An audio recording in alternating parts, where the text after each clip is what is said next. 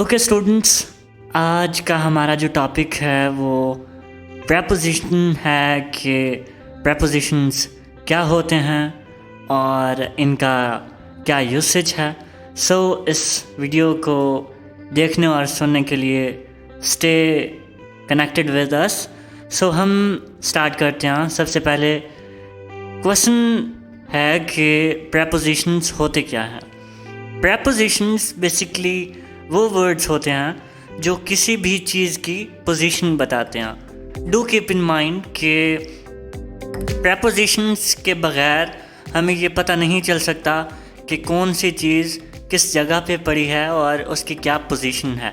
मिसाल के तौर पर मैं कहता हूँ कि the cat is lying under the table. अब इसमें जो अंडर द टेबल है ये रिप्रेजेंट करता है कि बिल्ली कहाँ है। और सिमिलरली अगर मैं कहूँगा कि द कैट इज़ लाइंग, तो इस तरह फिर ये सिर्फ यही एग्जामिन होगा कि बिल्ली पड़ी हुई है या लेटी हुई है या कुछ भी। तो वहाँ पर ये पता नहीं चलेगा कि कहाँ पर लेटी हुई है या कहाँ पर है या कहाँ पर पड़ी हुई है। मीन टू से कोई भी चीज़ जिसकी पोजीशन हमने मालूम करनी हो, पोजीशन का पता लगाना हो, उसके लिए हम प्रेपोजिशंस यूज़ करते हैं। तो प्रेपोजिशंस के मल्टीपल सेक्शंस हैं और इसमें मैं पहले ये बताना चाहूँगा कि ये हमें बताता है कोई चीज़ कहाँ पर मौजूद है और कहाँ, कब, कैसे और कितनी दफ़ा कोई चीज़ वाक़ई हुई। ये सब कुछ भी हमें प्रेपोजिशंस बताती हैं। मिसाल के तौर पर the book is on the table. अब जो ऑन है this represents, this let us know कि ऑन द टेबल यानी मेज़ के ऊपर मौजूद है। The book is on the table, किताब मेज़ के ऊपर मौजूद है। इसी तरह अब हमारे पास टाइप्स ऑफ प्रेपोजिशंस हैं और इसमें है प्रेपोजिशंस ऑफ प्लेस कि कहाँ। ये हमें लोकेशन बताती हैं कि कौन सा काम, कौन सी चीज़ कहाँ पर वाक़ई हुई। और इसमें जो वर्ड्स हैं वो हैं इन और inside. For instance she is in the room, वो कमरे में है। अब इसमें है ऑन द सर्फेस।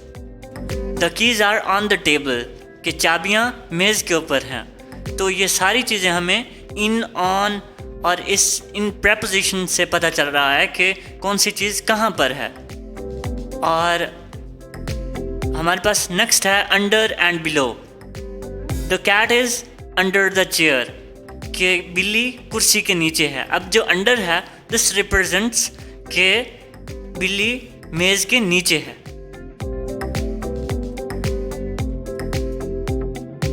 और next we have prepositions of time. इसमें ये चीज़ पता चलती है कि कौन सा काम कब हुआ और इसमें हम एट यूज़ करते हैं। For instance the class starts at 9 o'clock। तो इसमें जो एट है ये हमें प्रेपोजिशन ऑफ टाइम बताता है और कब कोई काम शुरू होता है ये मिलता है। और हम एक नेक्स्ट सेंटेंस और देख लेते हैं, I will meet you on Monday. तो ये चीज़ हमें प्रेपोजिशन ऑफ टाइम में एक बताती है कि कौन सा काम कब हुआ।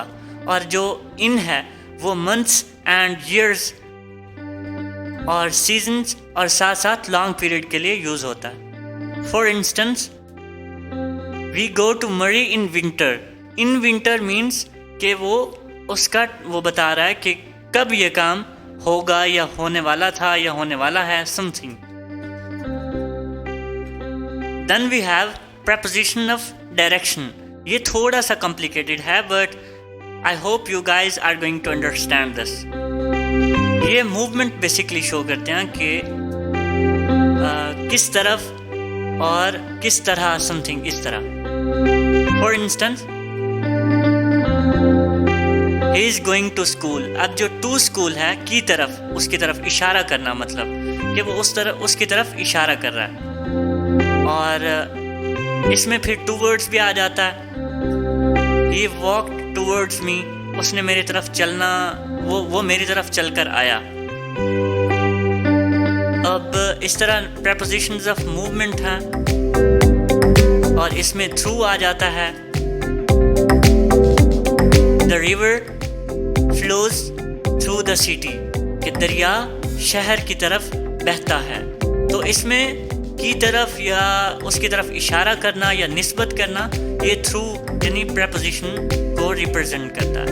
तो do keep in mind in, on, at, towards, between, towards, behind, under, over और अक्रॉस, ये सारी चीज़ें prepositions कहलाती हैं। और इनके बगैर, prepositions के बगैर कोई भी सेंटेंस जिसमें हम लोकेशन का पता चलाना चाहें या टाइम का पता चलाना चाहें या प्लेस का पता चलाना चाहें, तो वो preposition के बगैर नहीं हो सकता।